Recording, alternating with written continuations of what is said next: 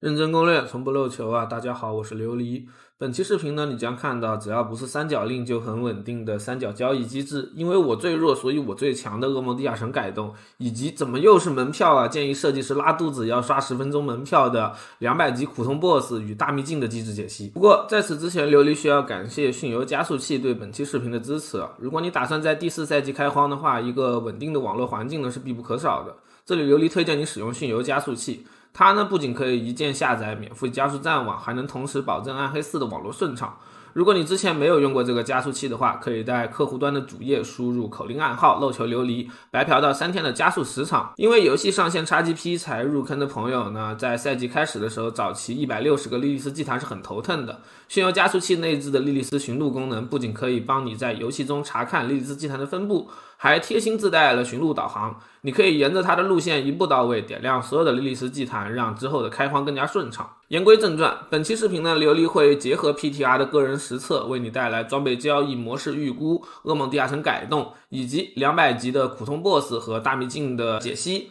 在第4赛季中啊，除了军帽、主副这几件稀有暗金之外，所有的传奇装备和暗金装备都可以被自由的交易了。在我看来，第4赛季里呢，我们的交易会围绕着装备、门票、材料和金币3种内容来进行。只要不是三角链啊，三角模式就非常的稳定。而其中呢，可供交易的装备会比之前要多得多，主要是分为传奇底材、满变威能和核心暗金3部分啊。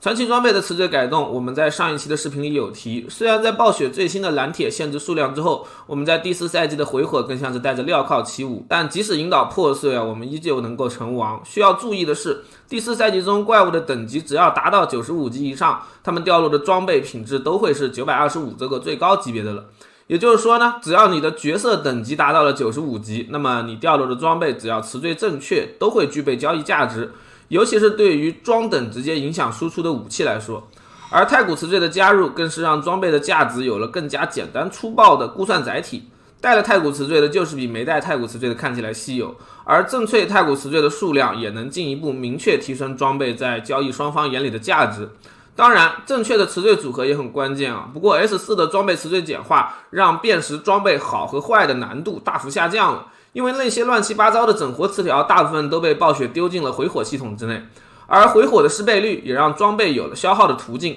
如果你想要追求玩法毕业的话，那么对优质底材的追求会持续很久。而满变的威能呢，应该是赛季前期另外的一个交易主体。在第4赛季中，我们只要分解一件传奇装备，就能永久解锁它上面的威能和数值。而传奇威能呢，只有在难度4才会开始掉落满值的。一些带有满值威能的装备在前期还是相当具有交易市场的，尤其是对一些带有轻微强迫症的琉璃来说。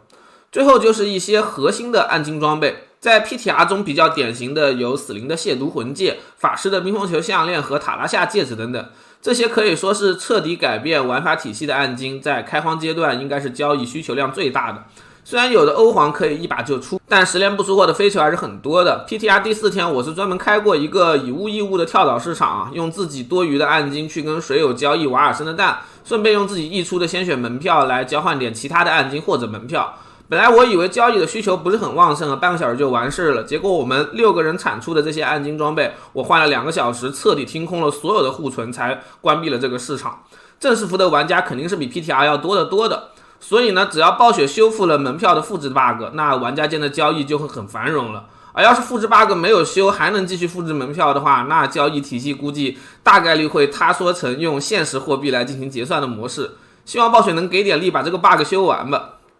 噩梦地下城在第4赛季得到的改动不多，主要的方向还是朝着优化体验来走的。现在噩梦地下城呢，只会拥有2条门票词缀了，一条是固定的争议类的词缀，比如说击杀怪物减少冷却或者额外圣坛之类。我个人比较喜欢的是额外的雕纹经验。另外一条就是之前那些负面词缀，整体来说难度降低了很多，也不会再出现恶心词缀组合起来在前期让你完全没得打的情况。另外一个优化就是雕纹经验的改动。在 PTR 中期，我专门建了一个没有雕纹的星号，练到50级有雕纹之后，去蹭队友的100层噩梦地下城。实测试呢，我们一把就能把雕纹点到9到10级，3到4把100层就能产出一个15级的雕纹了。当然，要把雕纹升到21级还是需要一些功夫的，不过前期点雕纹的速度还是会快很多。但在第4赛季里呢，噩梦地下城的战斗收益也会相应提高。除了前期让你快速练级点雕纹之外，现在噩梦地下城还有概率刷新地精湖啊，表现为柿子一起发呆的地精，击杀之后可以获得正常的掉落收益。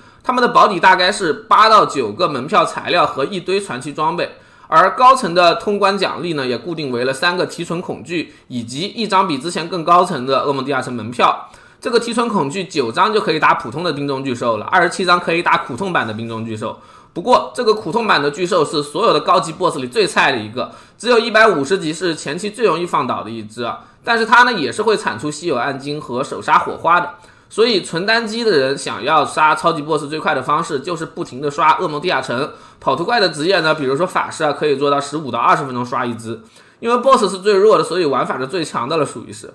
不过呢，在地下城的布局没有优化的情况之下，吊问点满之后，我还是不会太喜欢继续刷噩梦地下城的。而且呢，由于它会产出安达利尔的门票，赛季前期呢，我们拿完火花之后，应该还是以打普通版的为主。除了这只最菜的 BOSS 之外，新版本其他的200级 BOSS 还是很有含金量的。召唤他们的方式呢，就还是跟之前一样，在祭坛前面点材料。不同的是，现在我们可以选择消耗大秘境产出的另外一个门票，配合3倍的材料消耗来召唤一个5倍掉落的200级 BOSS。按照 PTR 的数据来说，单人的 BOSS 血量在20亿左右，4人组队血量在16亿上下。除了血量的巨幅提升之外，每一个 BOSS 都还有专属的独门绝技。在被他们的标志性技能命中之后呢，会在我们身上出现一个专属的 debuff， 这个 debuff 会根据层数增幅你受到的伤害，持续到你或者 BOSS 死掉为止。如果正式服这些 BOSS 的掉落不包含额外门票，也就是跟我们 PTR 一样啊，打200级格里高烈只掉一个召唤杜瑞尔的碎片的话，那正式服的前期大家应该会集中于刷200级的超级杜瑞尔和超级安达利尔，中后期呢才会开始因为门票的产出量提升，开始刷其他 BOSS 的200级版本。开荒阶段你想要快速打200级 BOSS 是非常难的，以我在 PTR 的经验来说，是召唤死灵会比较简单一些，因为这个玩法打 BOSS 的时候是不需要太多操作的，你角色一直开血雾，让傀儡上去输出就好了，打的可能会慢一些，但是非常的安全，其他职业就要刷一段时间来凑自己的玩法了。而大秘境是第4赛季新增的一个终局玩法，它跟之前版本的屠宰场差不多，是一个没有词缀的随机地下城。我们每次开启大秘境呢，都会进入一个随机图形和怪物类别的地下城中，之后就是击杀怪物积累进度了。期间是没有任何装备和金币掉落的。你把进度条打满之后，会开启一个 BOSS 房间，进入其中击败 BOSS 就可以获得战利品，也就是召唤200级 BOSS 的材料，还有一大波装备了。如果你能在10分钟的时限内通关，还会额外提供一个宝箱，开启这个箱子，你就可以得到大师强化的专属材料了。在高层大秘境，大师强化的材料掉落量是非常大的，你只要正常能刷100层的大秘境，就基本不会缺大师材料了，反而是用来辅助的银雾水晶跟生皮会更容易花光。在大秘境的战斗期间，你是没法更换装备的，而阵亡会直接缩短通关的限时，最多一次减少30秒。大秘境中呢，最主要的难度来自高层的怪物素质。PTR 中1级的大秘境就相当于46层的噩梦地下城，其中的怪物等级为100级，100层中的怪物等级是199级，之后的怪物等级是不会再提升了，但血量跟伤害会些微提升。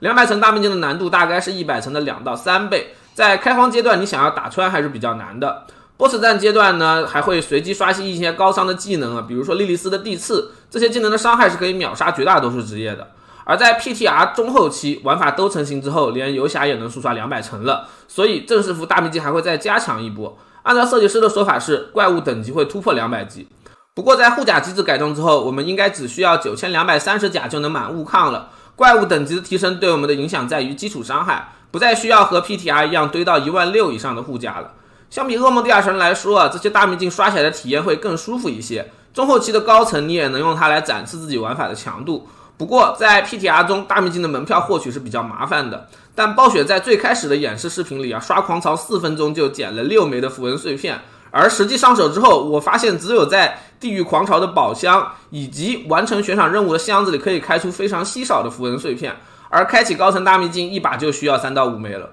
这个设计不改的话，估计正式服我们得找人组队一起刷悬赏狂潮，才能满足自己前期大师强化用的材料了。希望这个碎片的掉率是 PTR 出了 bug， 而不是设计师有意为之的吧。那么以上呢就是本期视频的全部内容了，我是琉璃啊，让我们下期视频再见吧。